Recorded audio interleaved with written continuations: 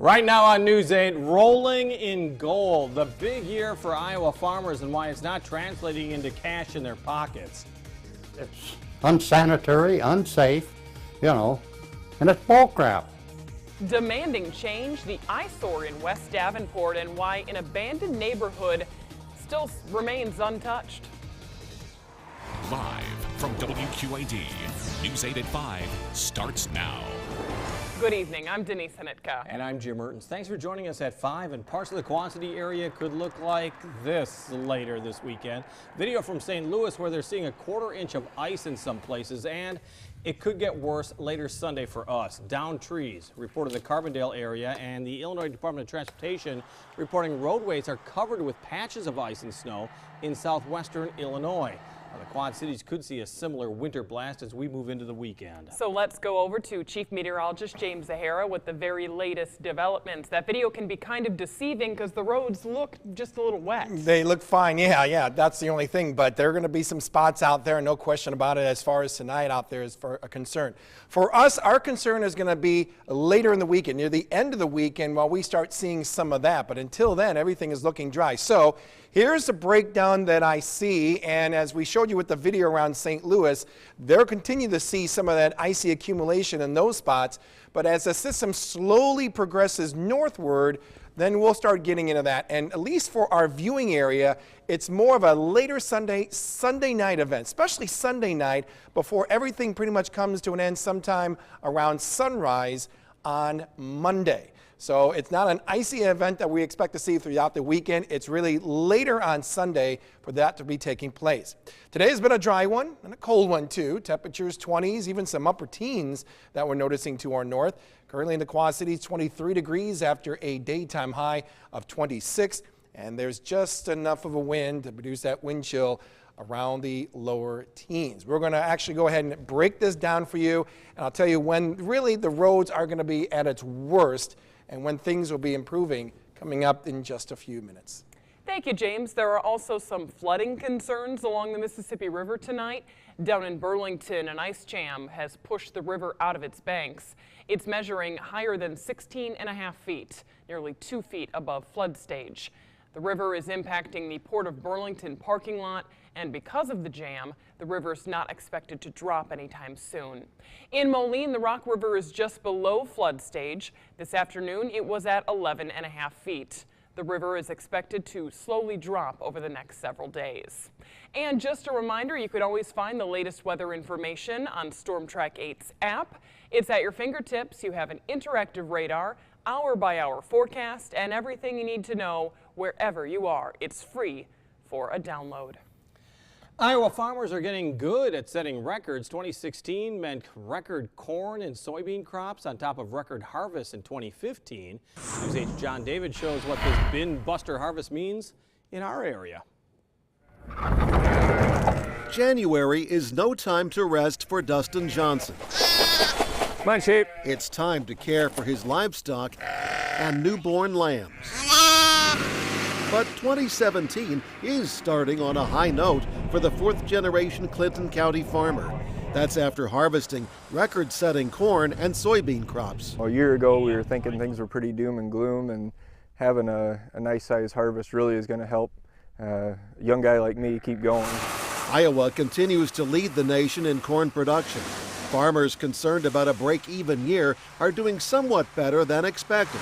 It's a lot better than it could have been. Despite the record harvest here in Iowa, farmers must still contend with low crop prices. That's cut farmers' income by more than 40% over the last 4 years. It's forcing Deere and Company into indefinite layoffs. We don't want to see anybody go through those hardships, but that's the nature of the cyclical farm economy. Johnson won't spend money on big-ticket items this year, instead watching his wallet. Machinery will need to be replaced, but obviously we're not going to go above and beyond trying to purchase new equipment. Tending to the animals, a record harvest builds optimism. Declining land prices help Johnson to expand. Do the best work we can and hope for the best. No rest at this farm, just gratitude for a record-breaking season. In Clinton, John David, WQAD News 8. Illinois farmers brought in a record high amount of soybeans in 2016 while harvesting the state's second highest yield and third highest production of corn. Ag Secretary Tom Vilsack is leaving his post a week before the new administration takes over. Vilsack told employees in an email that today would be his last day. The former Iowa governor has led the USDA for 8 years and was President Obama's longest-serving cabinet secretary. Vilsack has criticized the Trump administration for not choosing an ag secretary. It's the only cabinet position that Trump has not yet filled. A new Chinese tariff could have a significant impact on Illinois and Iowa farmers and ethanol producers. The new increase means an 80% price increase on dried grain and ethanol shipped to China. An ethanol trade group says it was disappointed that China tossed aside 3 decades of cooperation between the country and grain producers. Well, this weekend is actually a chance for Quad City area farmers to see the latest trends in equipment and land management. It's the 26th annual Quad Cities Farm Show. It kicks off this weekend. Equipment being rolled in today at the QCCA Expo Center. Everything a farmer really needs for planting and harvesting is at the show. Organizers say today's farmers are looking for products that help them save money and be more efficient. It's a kind of a fascinating business. You better be well educated in technology to be today's farmer. It's no longer just going out in the field and planting. Parking and admission to the Quad Cities Farm Show is free. Doors open on Sunday morning at 10 and it runs through Thursday. There may be a shortage of teachers in Iowa. A new report says that Iowa's universities are graduating 400 fewer teachers, counselors, and administrators each year than they did in 2013. Part of the strain comes from an increase in requirements on education students. Iowa has added a national exam and extra coursework for students wanting to become teachers. Nationally, enrollment in teacher prep programs is down 35% since 2009. Iowa lawmakers are also dealing with the issue of school funding. 2 plans to revamp Iowa's education system have now failed. Lawmakers approved a program to improve 3rd grade reading levels, but never allocated money for it. Now the same thing's happening with statewide testing changes. Republican leaders in the State House say those changes are too expensive. A Quad City man says he wants the mess behind his house cleaned up. From his back door view, he can see what's left of the Lake Kenyatta mobile home park that sits just outside of West Davenport. It closed more than a year and a half ago because of sewer problems, but when its residents left, everything else stayed there, including more than 30 empty trailers. The county says it has asked the new owner to clean up the garbage, but as far as the trailers go, the DNR is handling it, and the DNR tested the trailers to see if there's any asbestos. It's waiting on those results before it gives the owner the go-ahead to tear down the mobile homes. God only knows what kind of varmints are living in them trailers.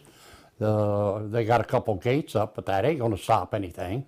The county says it doesn't know when the test results will come in, but if there is asbestos found, it will take even longer to demolish those trailers. After questions of water quality last year, Galesburg city leaders say tests show they've corrected the problem. Last summer, dozens of homes discovered lead in their water supply.